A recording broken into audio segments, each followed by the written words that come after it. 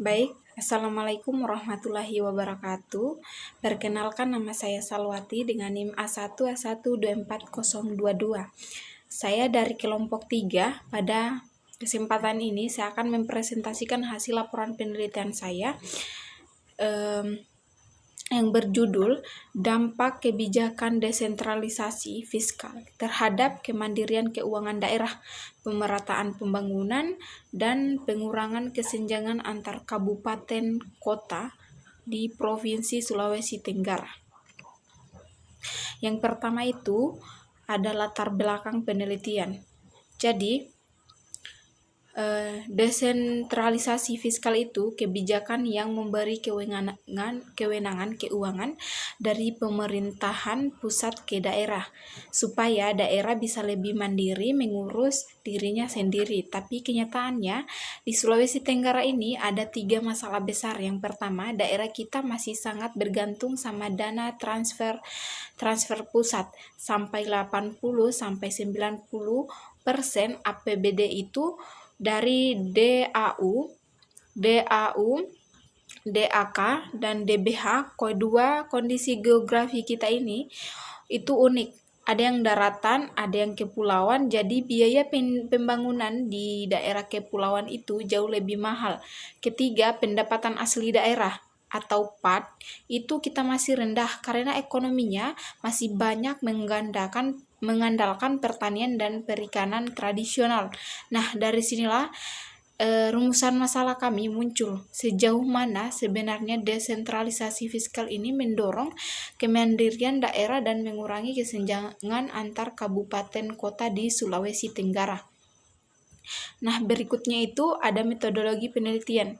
Nah, untuk menjawab ini kami pakai metode penelitian kualitatif dengan cara wawancara mendalam mengenai narasumber kami yang bernama Ibu Nurfatmawati. Beliau karyawan di BPKAD atau Badan Pengelolaan Keuangan dan Aset Daerah Kabupaten Kolaka Timur.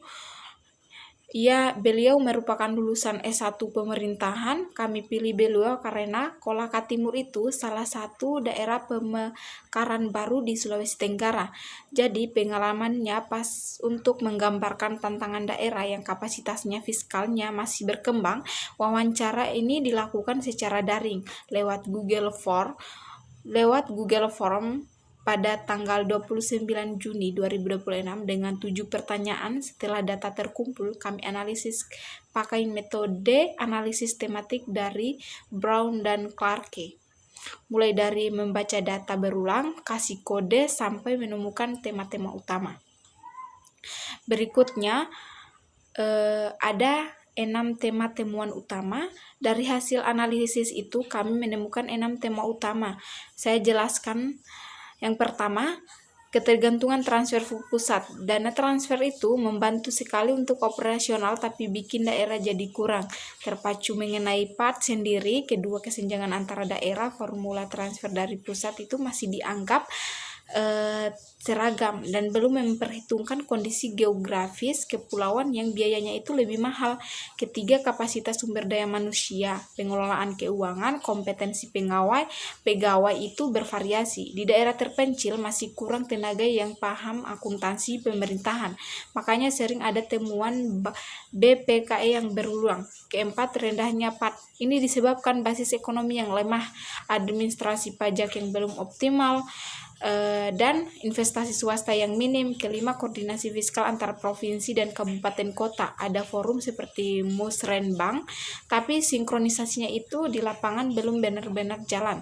Masih ada program-program yang tumpang tindih. Dan keenam itu rekomendasi perbaikan yang akan saya jelaskan lebih detail di slide berikutnya. Yang berikutnya itu ada angka kunci temuan. Nah, ada beberapa angka penting dari temuan kami. Ketergantungan APBD Kabupaten Kota di Sulawesi Tenggara pada dana transfer pusat itu mencapai 80-90%, padahal menurut literatur, daerah baru dianggap mandiri secara fiskal kalau PAT-nya itu bisa membiayai minimal 20-30% dari APBD. Kami juga mengajukan 7 pertanyaan mendalam ke narasumber. Dari situ kami rumuskan 6 tema utama tadi. Yang paling saya garis bawah itu kesenjangan pembangunan itu paling terasa antara kabupaten di daratan dan yang di kepulauan, karena formula transfer yang relatif seragam itu belum mengakomodasi perbedaan biaya pembangunan di tiap wilayah. Yang keenam itu ada rekomendasi kebijakan. Nah, dari semua temuan tadi, kami merumuskan 5 rekomendasi kebijakan. 1. Revisi formula transfer DAU dan DAK supaya mempertimbangkan indeks kesulitan geografis dan kondisi kepulauan, jadi lebih adil. Yang kedua, perlu ada insentif nyata bagi daerah yang berhasil meningkatkan PAT-nya, supaya daerah itu termotivasi sendiri. Yang ketiga, pengawasan penggunaan DAK harus lebih ketat supaya benar-benar tepat sasaran sampai ke masyarakat. Yang keempat itu, kapasitas sumber daya manusia. Pengelolaan keuangan daerah, khususnya di daerah tertinggal, perlu diperkuat dengan pendampingan yang berkelanjutan, bukan cuma pelatihan sekali dua kali. Yang kelima itu digitalisasi tata kelola keuangan daerah harus dipercepat dan merata, tidak hanya di daerah yang sudah maju saja. Nah, yang terakhir itu ada kesimpulan.